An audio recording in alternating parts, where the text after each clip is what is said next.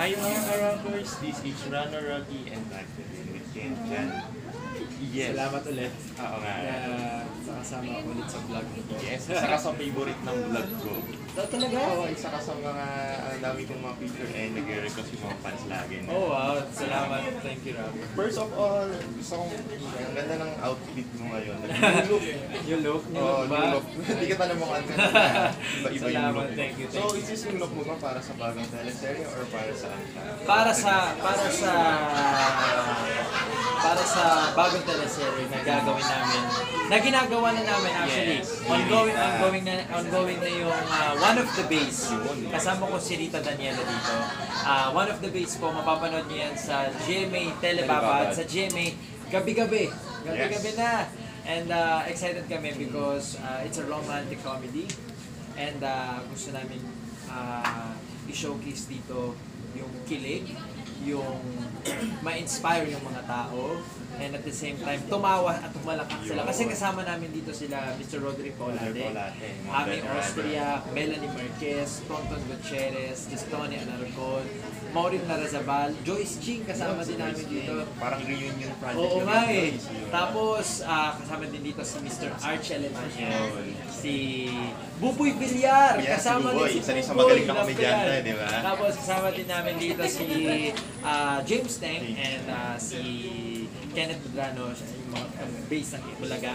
And syempre, si Rita Daniela. Isa sa pinakakabahan. Actually, yung pinost nyo yung story conference nyo, yung tinweet nyo, ang daming nag-retweet, tapos ang daming natuwa. Ako, salamat po, guys. So, Salamat. abangan na namin. Mga Parang kapuso. dream come true daw sa Ritken o sa Bubbly na makita kayo sa prime time. Dream come true din po sa amin ni Rita kasi nung may special tatay pa lang, lagi kami nag-uusap ni Rita, sinasabi namin na sana makagawa kami ng romantic comedy na Actually, bagay naman sa yung romantic comedy. and binayayaan kami ng GMA7 na romantic comedy and sobrang blessed kami and thankful na magkakaroon ng romantic comedy ang GMA7 ngayong September. Curious kami sa character mo dito, ba't ka nag-iba ng look? Medyo bad boy na naman ba yung dating mo dito? Mayaman? Or bakit siya nag-iba si Henry? Nagpakulay ako ng buhok para dito sa One of the Base and kasi siya millennial and then at the same time vlogger. Yun, vlogger ka dito. Vlogger, ipapakita namin dito yung buhay ng mga vlogger. Ipapakita rin namin, makaka-relate kayo dito at ipapakita rin namin dito yung buhay ng mga Marines. Ipapakita namin yung marine industry. So, maraming makaka-relate dito kasi tinatawag namin itong millennial fairy tale. Millennial fairy tale, millennial dahil maraming hugot at for sure makaka-relate yung mga tao.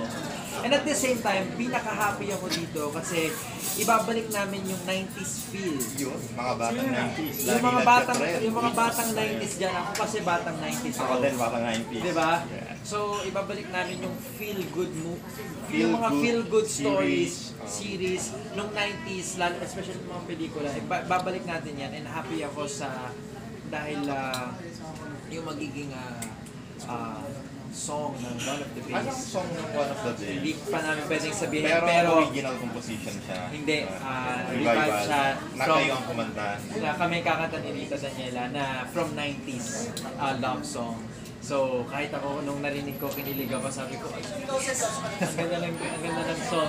And happy ako na muli nilang maririnig Ni-revive gabi-gabi. ng mga 90s. Muli nilang maririnig gabi-gabi ang kanta na to. At makaka-reminisce sila. For sure, maalala nila yung 90s at yung mga naging ex nila. Yes. Ikaw, talking about 90s, ano yung favorite 90s song mo or 90s TV show? 90s TV show. Ano ang favorite mo ng 90s? Favorite ko nung ang dami. Maybe 90s, my favorite top 3 90s TV show. Lagi kong pinapanood noon ang lagi ko pinapanood ng Voltes 5. Yun. That's GMA din. Sa GMA yan, Voltes 5. And tapos, And ano pa? pinapanood ko yun.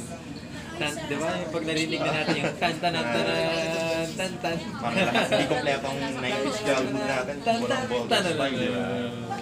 Tapos, sorry, Sige, wala. favorite ko yung Sesame Street. 90s yan. 90s din, di ba? Mga kapuso, 90s. 90s yan, Sesame Street. And, alam mo, sa totoo lang, lahat ng pelikula ni Ate Jolene, saka ni Pia Marvin Agustin, yung mga, yung Oh Babe, yung mga ganyan. Mga love ko si Yung mga, Babe. yan, love ko si Babe. 90s, boss na ba yan? Yan ang 90s sa mga... yan ang mga talagang nakakakilig ng 90s. Yung mga pelikula ni Rico yan at saka ni Claudio. Yung mga ganyan, hilig ko din yan. At ito yung, kaya happy ako sa One of the Best kasi ipapakita namin ulit Yung mga past movies nila. yung ganon yung tema, ganon yung ipapakita namin. Kaya abangan nyo po yan. One of the Best mga kapuso, ngayong September na po. Yun. Sa GMA nyo po yan mapapanood, syempre, gabi-gabi sa GMA Primetime. And one last na lang, if ever nagagawa ka ng movie sa kabila, sino gusto mong maging ka-love team? Kahit sinong ibigay sa akin ng kabilang istasyon, which is sa akong ABS-CBN, kahit sino po, i-accept ko. Bakit naman hindi? Thank you. And promote pa lang natin to sa bagong business mo, which is ito, suot natin. Yan, yung Julia. suot mo, and yung suot ko. Din. Mga kapuso, guys, meron po akong bagong business ngayon, ang Peculiar Julia. Eyewear. Sana po, supportahan niyo po ang Peculiar. Ito po siya. Mabibili niyo po yan sa online, sa Lazada o sa Shopee. Yan, makikita niyo po kung gaano ka-unique. At meron po itong Saka magaan protection siya. sa mata. Yung suot niya po, Peculiar, yung suot ko Peculiar. Sana po, bumili po kayo at ito na yung tamang panahon para protectionan niyo na yung mga mata ninyo. How much ba siya? If ever? Nag-range lang siya sa 500 pesos, may 400, may 600 pesos. Sobrang mura lang, hindi tataas na ng 1,000 pesos. Okay, thank you, Ken Chan, and congratulations. Salamat, thank you guys, salamat Thank you. Rafi, thank you.